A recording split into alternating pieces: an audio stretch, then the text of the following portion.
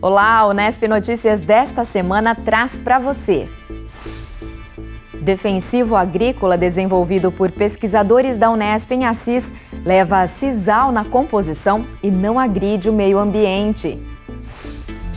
Laboratório de Medicina Esportiva de Jaboticabal estuda o impacto dos treinos para a saúde dos cavalos. A Copa está chegando. O professor Zeca Marques traz uma análise sobre as peculiaridades desta edição e as expectativas para a nossa seleção e as demais. O Unesp Notícias começa agora.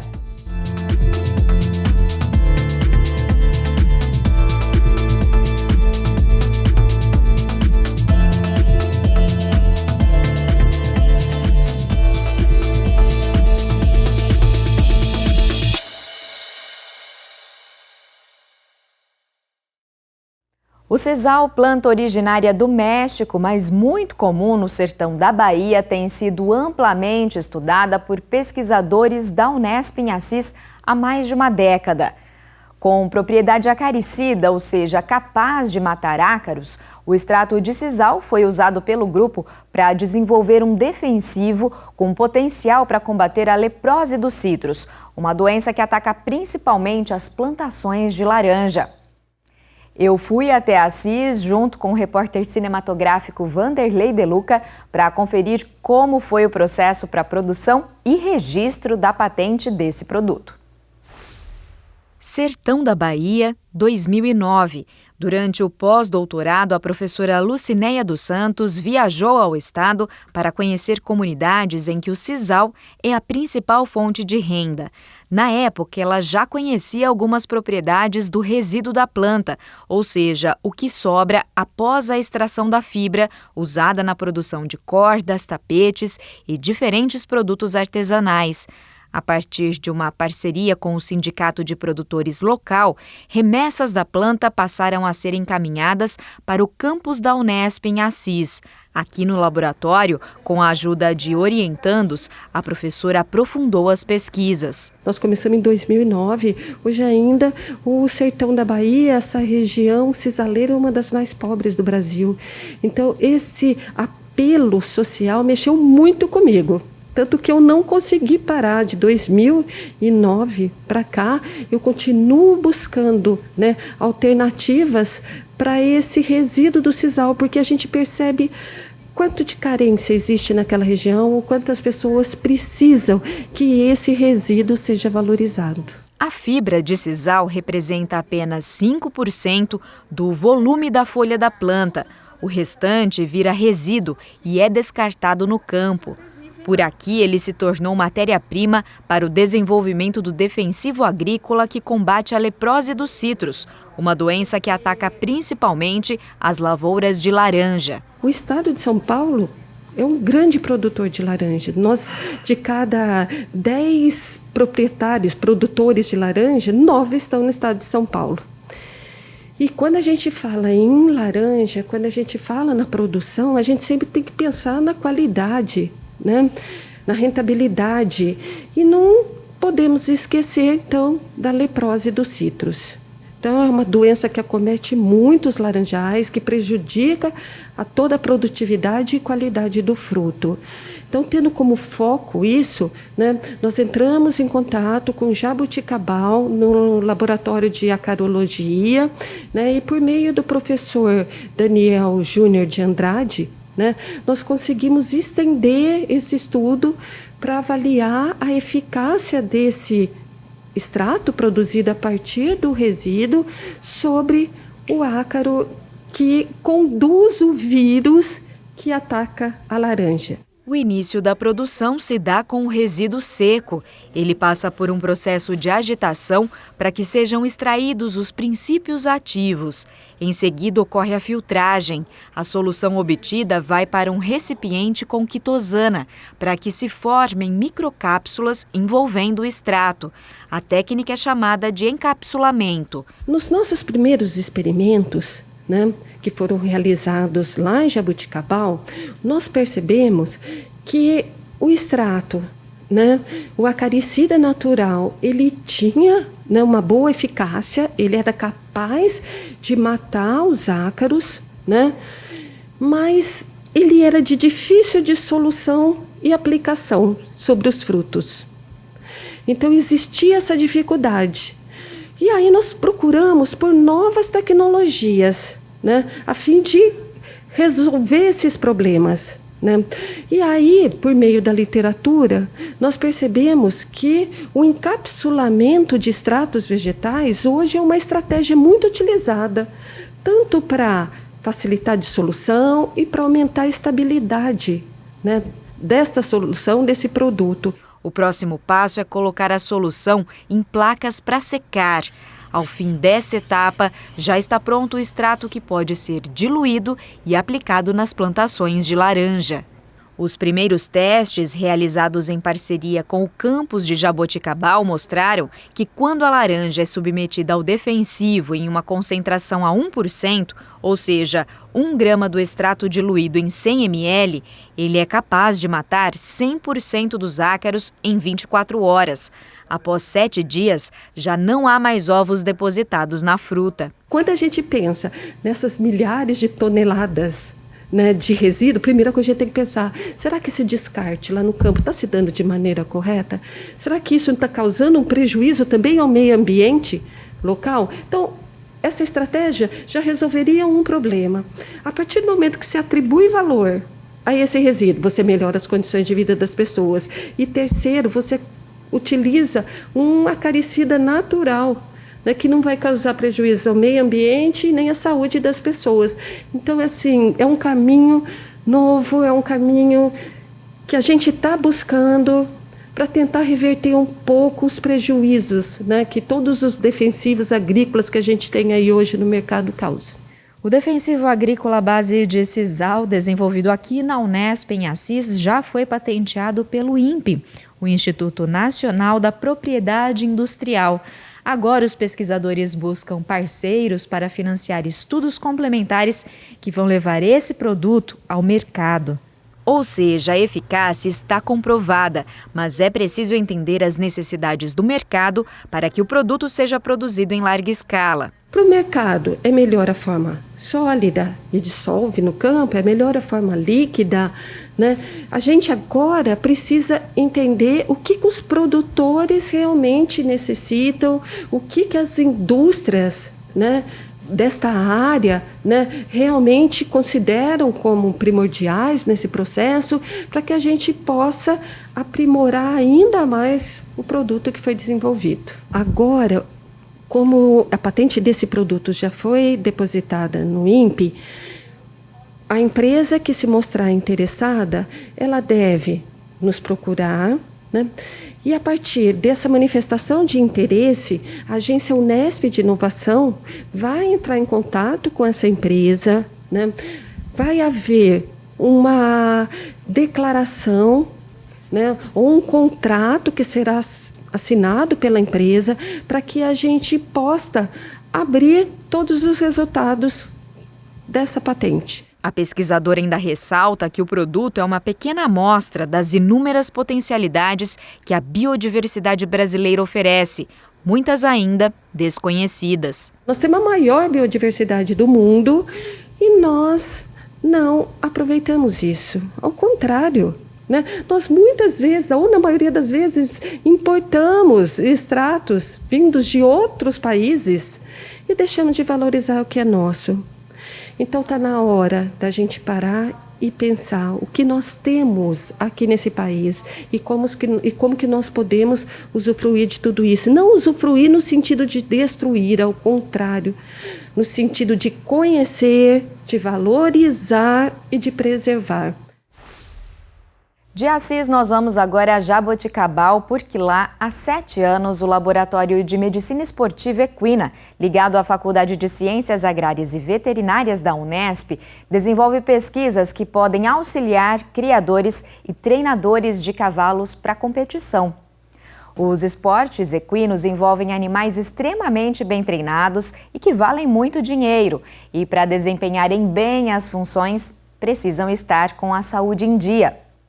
Atualmente, o grupo, liderado pelo professor José Correia Lacerda Neto, investiga os impactos dos treinos nos ligamentos, tendões e no coração de equinos jovens que nunca praticaram exercícios contínuos.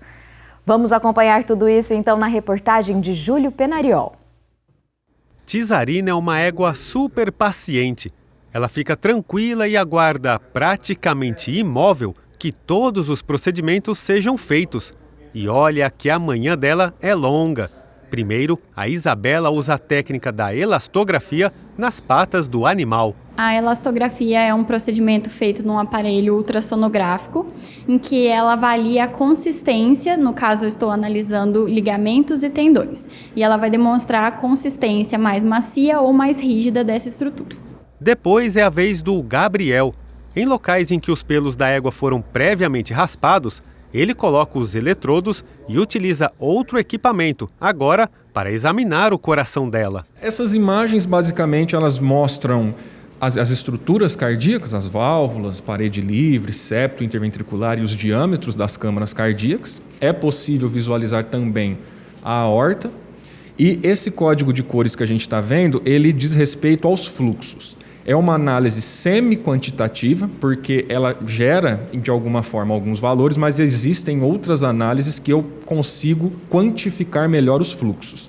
A égua puro sangue árabe, cedida em comodato por um criador da raça, é um dos animais utilizados para as pesquisas desenvolvidas pelo Laboratório de Medicina Esportiva Equina, ligado à Faculdade de Ciências Agrárias e Veterinárias da Unesp, em Jaboticabal.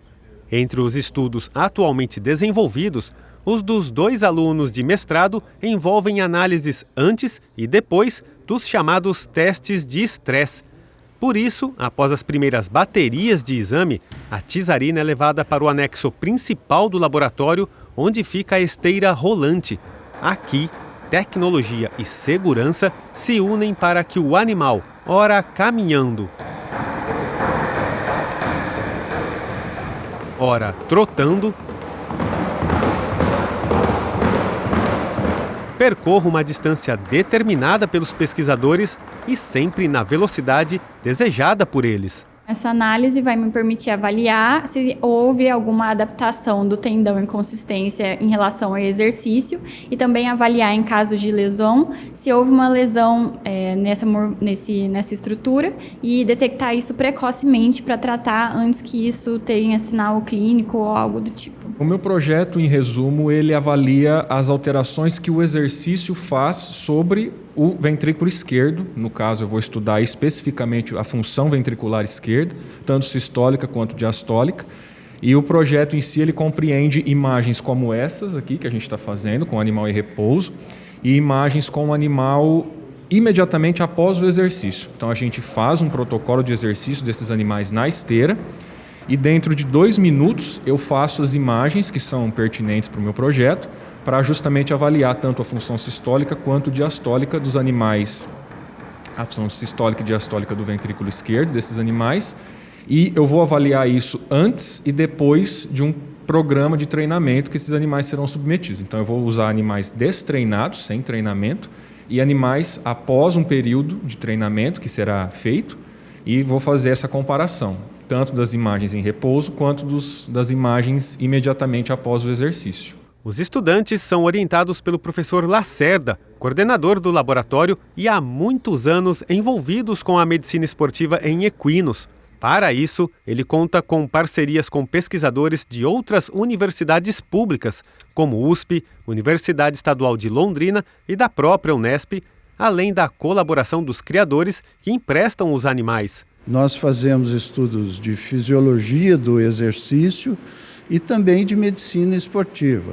Basicamente, avaliamos as alterações no organismo provocadas pelo exercício, que são alterações agudas, imediatas, né? E também estudamos, por intermédio de treinamento desses cavalos, as adaptações que ocorrem em diferentes estruturas, sejam elas musculares, tendíneas, ligamentos. E agora, como fato novo, estamos estudando as adaptações do coração ao treinamento. O docente enfatiza a importância dos equipamentos do laboratório, adquiridos ao longo do tempo com recursos vindos da reitoria e do Hospital Veterinário do campus, para uma maior precisão e agilidade nos resultados das pesquisas. Faz muita diferença. Sem essa esteira, nós dependeríamos de treinamento a campo, que é muito mais difícil de ser feito. Seria quase impossível obter uma homogeneidade que a gente consegue aqui dentro, né? Conseguimos fazer com que os diferentes cavalos tenham uma velocidade constante, podemos aumentar a força do exercício, a potência do exercício, inclinando a esteira, né? Depois da manhã agitada, Tizarina, enfim, volta ao pasto para reencontrar o restante do rebanho. Ali ela vai permanecer até a próxima bateria de procedimentos. Já os estudos, esses não param e podem ajudar a traçar caminhos para quem treina estes animais para competições esportivas. Como são animais jovens, eles ainda estão no processo de desenvolvimento cardíaco, eles não têm todo o coração, o seu desenvolvimento completo. Então pode ser que em alguns animais a gente consiga detectar alguns problemas, por exemplo, insuficiências valvares ou até problemas de contração mesmo, insuficiência sistólica ou diastólica, que nós podemos presumir que seja por parte do treinamento. As pesquisas aqui geradas, elas produzem informações importantes que nós podemos aplicar depois nesses animais, né? Por exemplo, em relação às adaptações cardíacas, né? A gente pode avaliar e, eventualmente, não só por... O exercício não causa só, o treinamento não causa só adaptações fisiológicas, mas pode levar à produção de lesões. E, eventualmente, nós podemos usar essas avaliações para fazer diagnóstico precoce nesses animais. Então, o monitoramento desses animais periodicamente seria muito interessante para os criadores, para determinar a saúde do seu cavalo. Nosso assunto é o futebol. A Copa do Mundo está chegando e o Brasil entra em campo na semana que vem. A expectativa é grande para acompanhar o desempenho da nossa seleção e também das demais. Para entender o cenário atual da competição, realizada pela primeira vez em um país do Oriente Médio, convidamos o professor Zeca Marques, do Departamento de Comunicação da Unesp em Bauru, para trazer uma análise para a gente. Veja só. Bom, a Copa ser realizada no Catar, a primeira coisa que a gente tem que colocar em jogo, né, as suspeitas que houve na votação de escolha do país. Inclusive, o Brasil está envolvido nisso, com o ex-presidente da CBF, Ricardo Teixeira, que teria vendido o voto para que o Catar fosse escolhido. As votações dos países sede de Copas do Mundo e de cidades sede de Jogos Olímpicos não têm sido muito republicana e democrática nos últimos tempos. Então a primeira questão que a gente tem que levantar é essa: até que ponto houve idoneidade na escolha do Catar? A despeito disso tudo, eu acho que o chamado mundo árabe, o que convencionamos chamar de mundo árabe, os países do norte da África, do Oriente Médio, merecem e mereciam uma Copa já há algum tempo. Porque é um centro importante, é um centro financeiro importante que movimenta o mercado da bola, haja vista a quantidade de jogadores e treinadores brasileiros que circulam por ali, pelo Marrocos, pela Arábia Saudita, pelo Kuwait. Então eu acho que o fato de o Catar ser sede de uma Copa não é nada assim anormal, a não ser essa escolha que pode estar manchada por alguma compra de votos. Com relação à época do ano, obviamente que é pela primeira vez que a gente tem uma Copa que não acontece em junho ou julho. E isso, obviamente, em função do clima. A expectativa que eu tenho é que vai ser uma Copa com um clima muito seco, muito quente, mesmo no período mais ameno no Catar. E isso talvez possa acarretar alguma questão que envolva a preparação dos atletas. Porque os atletas estão começaram uma temporada agora em agosto, setembro. Eles, a princípio, chegariam perto de um pico que eles atingiriam na virada do ano. E isso pode fazer com que alguns não estejam ainda preparados e outros estejam, obviamente, em ponto de bala para ter um desempenho melhor. Mas é sempre uma incógnita, essa Copa acho que vai colocar em xeque muitas questões de fisiologia, de preparação física, que poderão servir para alguns parâmetros futuros. Eu acho que o futebol é a modalidade esportiva mais popular em todo o mundo, em todo o planeta. Você tem algumas modalidades que têm nichos em alguns países. Então, por exemplo, o rugby. O rugby é muito importante nas ex-colônias inglesas. Então, na África do Sul, na Austrália, na Nova Zelândia, no próprio Reino Unido. Mas ele não transita de maneira global como transita o futebol. Então, eu acho que o futebol é a modalidade que tem uma popularidade, tem uma aceitação, tem um acompanhamento de público, de investidores, de mídia, de patrocinadores em todas as partes do planeta. E talvez seja a grande modalidade que consegue reunir essa diversidade geográfica.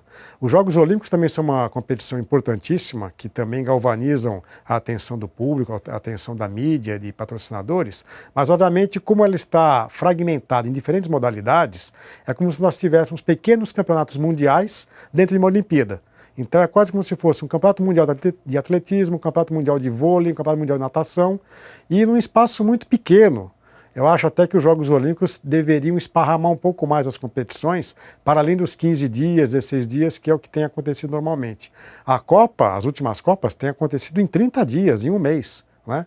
E aí tem uma questão aeróbica que, obviamente, quem joga uma partida de futebol no domingo não pode jogar outra na segunda-feira. Tem que haver um intervalo de no mínimo 3 a 4 dias. O que não acontece em outras competições que você pode ter um jogo hoje e outro jogo amanhã. No caso do basquete, do vôlei, por exemplo, que são mais anaeróbicos. Mas eu acho que os grandes eventos esportivos, como Copa e Jogos Olímpicos, sempre motivam pesquisadores acadêmicos, pesquisadores e grupos de pesquisa da academia, a se debruçarem sobre essas competições, no sentido de tentar perceber quais são os conflitos, quais são as demandas, quais são as produções de sentido que derivam desses eventos. Então é óbvio, a academia deveria sempre agradecer a realização desses eventos, ainda mais um evento com muitas peculiaridades, como é a Copa no Catar, coisa que a gente já conversou aqui, primeira vez que no mundo árabe acontece uma competição desse nível, num momento do ano, numa época do ano que é um pouco incomum, né? Então eu acho que a gente tem que agradecer o fato de existir nesses mega eventos, porque isso mobiliza pesquisas, opiniões e análises sobre o fato esportivo. Uma competição como a Copa do Mundo mobiliza e mobilizaria muitos valores em torno de patrocínios, verbas publicitárias e especialmente a compra dos direitos televisivos. Então, as grandes empresas de comunicação pagam e pagam muito para poder transmitir um evento como esse. E se pagam muito, tem que poder vender o evento para poder capitalizar e justificar aquele investimento que foi realizado. Eu acho que neste ano, a Copa do Catar, até pela época em que acontece a competição, ainda deixou um pouco o mercado e os meios de comunicação um pouco amortizados, anestesiados. Isso talvez se justifique pelo fato de o Brasil ter assistido a uma eleição presidencial e em alguns governos com segundo turno, governos de Estado, que acabou atraindo a atenção da opinião pública mais do que a própria realização da Copa do Mundo. Normalmente, o que tem acontecido em ciclos de Copas? A Copa acontece no meio do ano e logo depois esquenta a campanha eleitoral. Neste ano, em 2022, aconteceu o contrário. A gente teve um aquecimento, um acerramento político em torno dessas bipolaridades na disputa política no Brasil, e só depois da eleição finalizada é que a gente começou a acordar que vai ter um evento que começa agora em novembro, não é? E eu acho que o mercado publicitário e os meios de comunicação começaram de maneira muito tímida a divulgar a competição, não é? Eu acho que em outras Copas passadas, a Copa do Brasil, por exemplo, mesmo a Copa que aconteceu na Rússia, o mercado publicitário se agigantou muito cedo, muitos meses de antecedência. Eu acho que neste momento, timidamente, começam a aparecer algumas campanhas publicitárias, mas às vésperas do evento começar, né? Então eu não sei exatamente como é que o público brasileiro vai despertar, se vai despertar ou não para essa Copa, como aconteceu em Copas passadas. Obviamente que tudo vai depender do desempenho em campo. Se o Brasil começar a vencer jogos com boas exibições e ter uma perspectiva forte de título, obviamente que o interesse aumenta, né? Mas por enquanto eu sinto tudo muito anestesiado. Ao contrário de um discurso um pouco comum que houve na imprensa brasileira, de que o trabalho do Tite é meritório, né, um ciclo de 6 anos, eu acho que o trabalho dele foi um trabalho assim, muito burocrático, muito medíocre no sentido de uma grande... nada muito positivo aconteceu, não é? Eu acho que ele não trouxe assim, grandes inovações nem táticas, nem de gestão de grupo para essa Copa do Mundo. Agora, a despeito também de tudo isso, eu acho que a seleção chega com uma coesão, com um acerto entre a coletividade de jogadores que a gente não tinha em Copas passadas, nem na Copa anterior com o próprio Tite na Copa da Rússia. Eu acho que o Brasil conseguiu fazer um acerto ali entre os atletas e acho que ela chega muito unida e gabaritada para poder fazer uma bela Copa. Isso também tem uma contribuição nisso pelo fato de não haver grandes adversários nas seleções europeias, né? As seleções europeias, muitas como desfalques, né? Desfalques importantes, como a França, que não tem o Kanté, não tem o Pogba, que foram 2 grandes jogadores na última Copa, né? A Espanha com uma renovação de geração, a Alemanha com uma renovação de geração, a Itália que nem se classificou, que sempre são as grandes favoritas, né? Portugal e Bélgica correndo por fora, mas também não dá para cravar que sejam seleções assim que a gente possa apontar para o título. Então eu acho que o grande adversário do Brasil, além do próprio Brasil, talvez seja o nosso vizinho, a Argentina, que também está chegando assim muito de mansinho, mas com uma grande perspectiva de poder ter um time muito acertado para a Copa, né? Então eu acho que a convocação do Tite também foi uma convocação burocrática, mas não temos material humano muito diferente do que ele chamou. A gente pode discordar de 2, 3, 4 nomes, mas eu acho que a concepção para mim é que eu discuto. Por que que durante 6 anos ele priorizou atletas que não jogam no futebol brasileiro? É por uma questão de desempenho? É por uma questão de pegar pessoas que têm experiência europeia? Isso não ficou claro, porque tem jogadores nesse grupo que vai para a Copa do Catar que para mim estão num estágio muito inferior a uma dezena de jogadores que atuam no futebol brasileiro, né? Só se você pensar que nas últimas 4 Libertadores da América, esses 4 títulos são de clubes brasileiros, 2 vezes com o Palmeiras, 2 vezes com o Flamengo, veja quantos jogadores desses clubes estão na Copa. 3. Um goleiro, Everton do Palmeiras, que sequer deve atuar, porque vai ser terceiro reserva, e o Pedro, o atacante Pedro e o Everton Ribeiro, que também não chegam assim com perspectiva de serem titulares logo de cara. Então, era de se imaginar que o futebol brasileiro, ou os atletas que atuam no futebol brasileiro, pudessem ter um pouco mais de espaço. Porque tem jogadores que fazem parte do grupo que sequer são estrelas e sequer são jogadores importantes nos clubes onde atuam. São jogadores que estão ali na segunda prateleira, estão ali um pouquinho à margem do que seria o grande craque do time. E se a gente for pensar nesse critério, talvez tenhamos só 3 ou 4 jogadores nessa seleção. Neymar, Vinícius Júnior, talvez, o goleiro do Liverpool, o Alisson, e talvez o Marquinhos, que é o zagueiro, que possa ter esse protagonismo no seu clube. De resto, são jogadores que estão, assim, meio à sombra do que é ser um craque numa seleção brasileira. Se a gente pensar que na última Copa, em que o Brasil foi vitorioso, 2002, nós tínhamos uma lateral Cafu, na outra Roberto Carlos, no meio de campo com o Rivaldo, Ronaldinho Gaúcho e na frente o Ronaldo Fenômeno, veja aí 5 nomes de craques que eram estrelas nos seus clubes. E nós não temos isso nesta seleção, né? Mas eu acho que também tem a ver com uma entre-safra, e o Neymar é o grande nome, vai caber a ele mostrar a que ele veio nesta que talvez seja a última Copa em grande nível que ele possa disputar. O Unesp Notícias está chegando ao fim, mas você permanece com a gente nas nossas redes sociais e no nosso canal no YouTube.